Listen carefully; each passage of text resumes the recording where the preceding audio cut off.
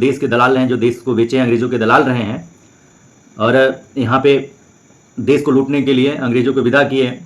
और चूँकि उन लोगों के यहाँ द्वितीय विश्व युद्ध छिड़ा हुआ था तो देश पे खुद ही उनके संकट आ गई थी, तो इन लोगों को लॉर्ड माउंटबेटन थे उस समय, तो उनको सिलेंडर करना था।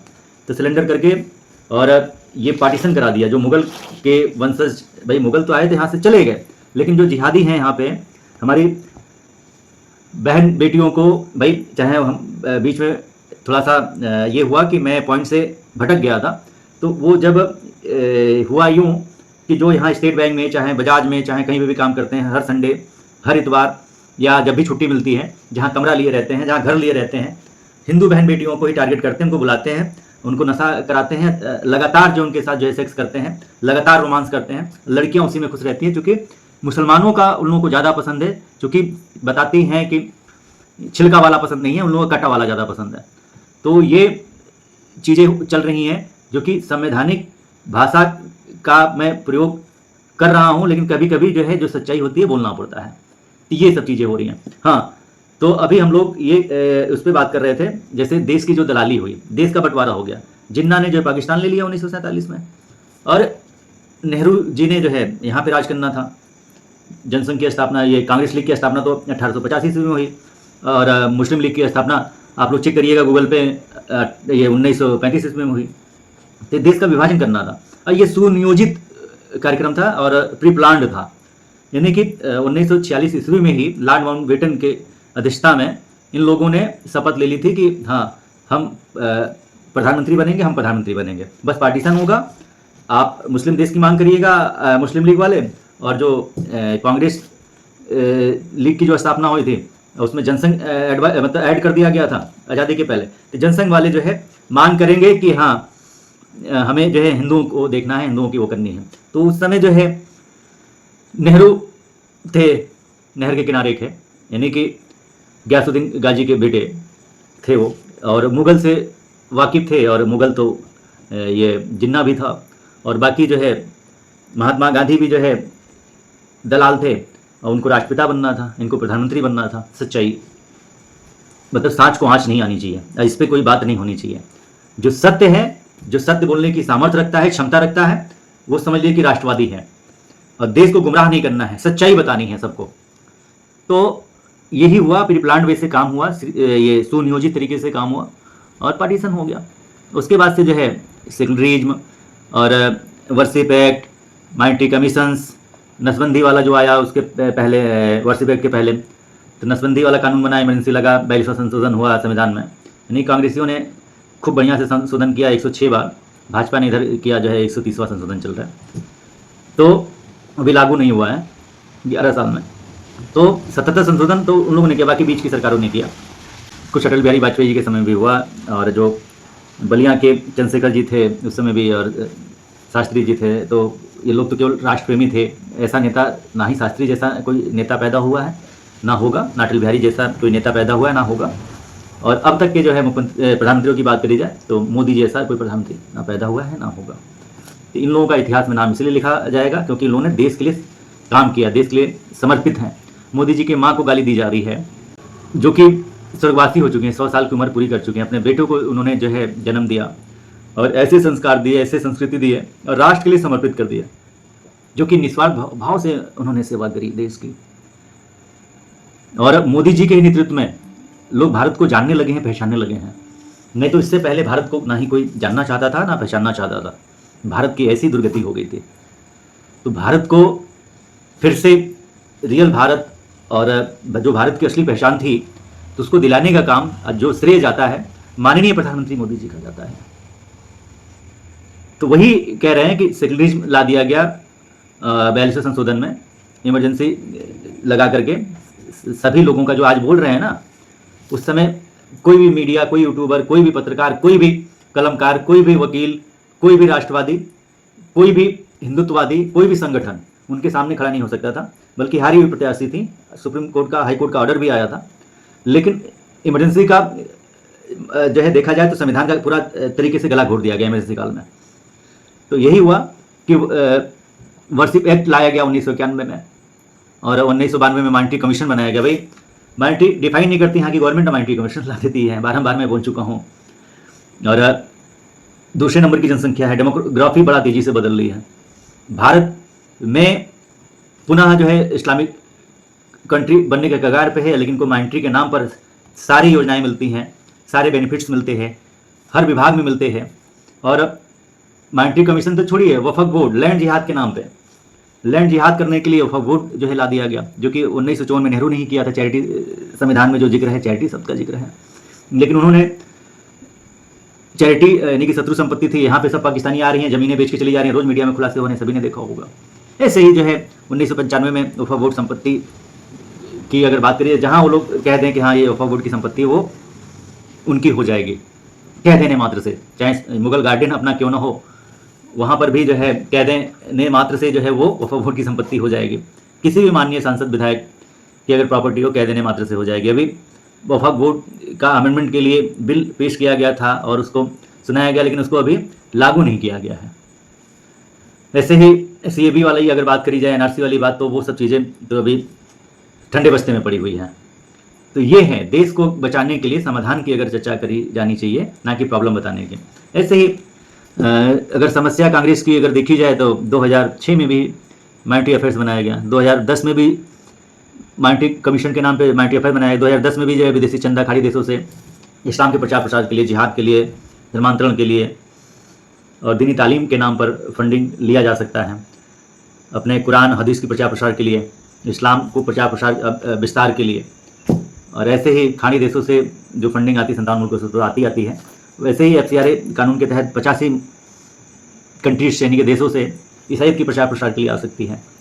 तो ये विदेशी चंदा को जो लीगलाइज कर दिया गया, इस पर अमेंडमेंट लाने की ज़रूरत है। इसी वजह से जो भी काम हो रहे हैं, जो भी गलत काम हो रहे हैं, ये जो फंडिंग हो रही है इसकी वजह से हो रही है। यही हमारा कहना है कि कोई भी ये सब कैश में होती है, जो फंडिंग होती है आता है हवाला के थ्रू, और इसका नेटवर्क बड़ा है। जैसे बलरामपुर वाला जो धर्मांतरण होता है उसमें भी खुलासा हुआ था, चाहे आगरा में, चाहे ये गोवा में जो लेडीज़ पकड़ी गई थी, और या बस्ती में अगर बात करी जाए, बस्ती में भी अभी 2 दिन पहले बड़ा तेज़ी से धर्मांतरण हो रहा था, पूरा नेटवर्क पकड़ा गया है। वहाँ के जिला अध्यक्ष ने जो है मांग करी, तब पुलिस ने कार्रवाई करी, तो सैकड़ों महिलाएं जो है इकट्ठा धर्मांतरण में पकड़ी गई। ऐसे ही बड़ा नेटवर्क चल रहा है, गोरखपुर में भी चल रहा है, देवरिया में भी चल रहा है, बलिया में भी चल रहा है, आजमगढ़ तो एक उसका पूरा गढ़ है धर्मांतरण का। पूरे पूर्वांचल यूपी की अगर बात करी जाए तो नंबर 1 पे है इस समय डेमोग्राफी बदलने के मामले में। संभल की तो आप लोगों ने देख ही लिया, मुरादाबाद हो गया, चाहे रामपुर हो गया, चाहे वो आपका कैराना हो गया, चाहे अलीगढ़ हो गया, तो यूपी नंबर 1 पे है। ऐसे आसाम का अगर देख लिया जाए, या पश्चिम बंगाल का देख लिया जाए, केरला का देख लिया जाए, या अगर बात करी जाए केरला के अलावा तो हैदराबाद का देख लिया जाए, आंध्रा का, तो बड़ा तेज़ी से डेमोक्रेसी बदल रही है। सरकारों को हमारे ये करना पड़ेगा कि जो 2012 में जो विशेष शिक्षा 2013 में की, मैं अगर नाम लिया है तो मैं उसको भी खुलासा कर देता हूँ। 2013 में जाते जाते आर्टिकल 40 का मतलब आर्टिकल 40 दे गए, असीमित पावर दे गए इस्लामियों को कि किसी भी कह देने मात्र से किसी संपत्ति का उन लोगों के ऊपर की संपत्ति हो जाएगी, चाहे आपके पास प्रॉपर्टी हो, चाहे मतलब पेपर हो, चाहे कुछ भी हो, सारे दस्तावेज हो और पूरा परिवार रजिस्टर हो, 12 साल हो, कोई काम नहीं है, कह देने मात्र से जो है वक्फ बोर्ड की संपत्ति हो जाएगी। ऐसे कांग्रेसियों ने मनमोहन जी का यूज करके, कठपुतली बना करके ऐसे विस्तारित किया था, यूज किया था। ऐसे ही यूज किया उन लोगों ने 2012 में। मदरसा शिक्षा को उन लोगों ने जो है विशेष शिक्षा के रूप में अलग कर दिया। समान शिक्षा, समान स्कूल, समान जो पाठ्यक्रम था हमारा, उससे जो है अलग कर दिया गया। और आज वही लोग जो है अभी जो शिक्षा माफिया हैं, या बात करी जाए तो कोचिंग माफिया हैं, ट्यूशन जो पढ़ाते हैं, वैसे बच्चों के साथ जो है जो रंगलियाँ मनाते हैं, माइंड वॉश करते हैं, जिहाद में परिवर्तित कराते हैं, यही कारण है। और इन लोगों ने ये भी कर दिया है, हर साल जो है सिलेबस, हर साल जो है करिकुलम, पाठ्यक्रम जो है चेंज हो जाता है। तो हमारे कहने का मतलब है एक देश एक करिकुलम, एक देश एक पाठ्यक्रम, एक देश और एक शिक्षा।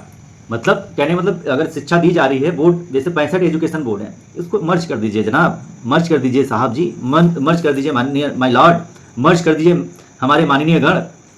आपके भी बच्चे पढ़ते हैं, मैं हम्बल रिक्वेस्ट कर रहा हूँ, आप लोग जो है क्यों यहाँ की नस्लों को, यहाँ के बच्चों को, यहाँ के सीधे साधे लोगों को आप लोग इन कानूनी और ये आप लोग का जो षड्यंत्र है डेमोक्रेसी के नाम पर, और यहाँ के लोगों को आप लोग परेशान कर रहे हैं, लूट रहे हैं, पाट रहे हैं, देश को इस्लामिक देश बना रहे हैं, तो ये शोभा नहीं देता आप लोगों को।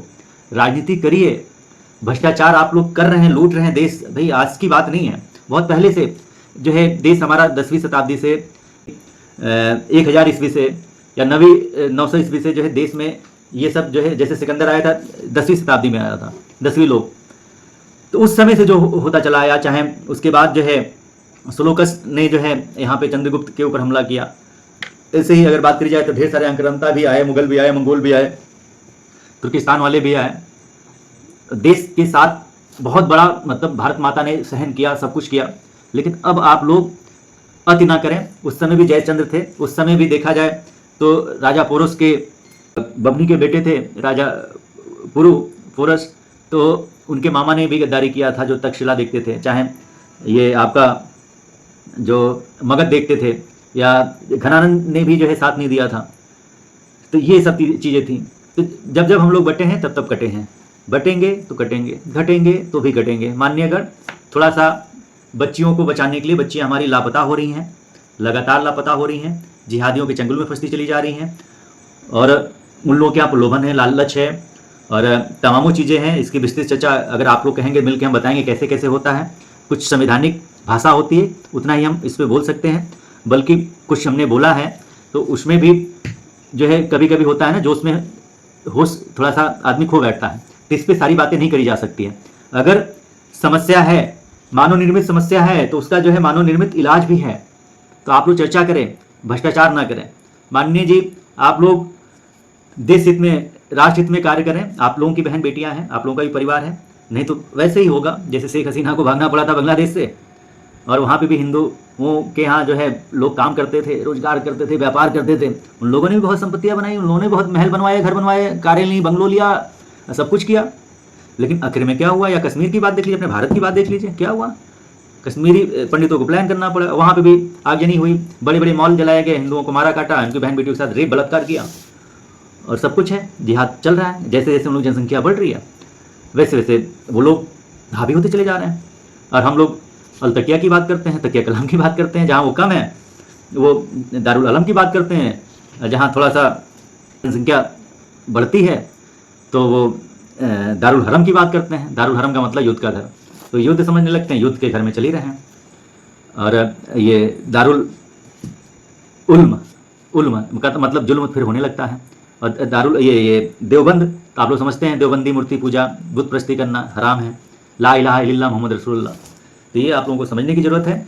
और समय रहते, देर से मिला न्याय भी अन्याय होता है। समय रहते हुए देश को बचाना है, और अपने बहन बेटियों को बचाना है, अपने राष्ट्र को बचाना है, अपने धर्म को बचाना है। तो आप लोगों को अब चिंतन मंथन गहन भी करना पड़ेगा, राजनीति से हटके, अलग हटके, और इस पर जो भी पर्सनल स्वार्थ है उसको त्यागना पड़ेगा, माननीय लोगों को जानना पड़ेगा। संविधान की अगर बात करी जाती है तो संविधान की शपथ आप लोग लेते हैं तो 80% तो संशोधन हो चुका है, 20% जो बचा उसको लागू कर दीजिए। बाकी जो है 77 संशोधन जो हुए हैं उसमें से 50 से अधिक महापाप हैं, उसमें अमेंडमेंट लेके आइए आप लोग। बाकी जो कुछ अमेंडमेंट हुए हैं, धारा 317 हटी है, चाहे ये तलाक वाला बिल आया, चाहे कई ऐसे बिल आए हैं, तो उस पर आप लोग थोड़े से खुशी के लिए थोड़े से वो करके नहीं वो होना है। जैसे आप लोग लेके आए थे CAB वगैरह, किसान बिल, तो कितना बड़ा विरोध हुआ था, सड़क पर उतर जाते हैं। तो ये सब तो रखा है बैठे हैं कि ये करेंगे वो करेंगे। तो इसलिए कहते हैं कि आप एक बार नामांकन संहिता, जो युवाएं सीख रही हैं, नामांकन संहिता को लेके आइए, और ये भारतीय धरोहर संहिता लेके आइए। भारतीय नामांकन संहिता, भारतीय धरोहर संहिता एक बार में चेंज करिए, और जो भी इनके द्वारा कांग्रेस द्वारा अमेंडमेंट हुए हैं उसमें संशोधन करके, और नया अभी समयानुसार जो परिस्थिति है उस हिसाब से कानून बनाने की आवश्यकता है।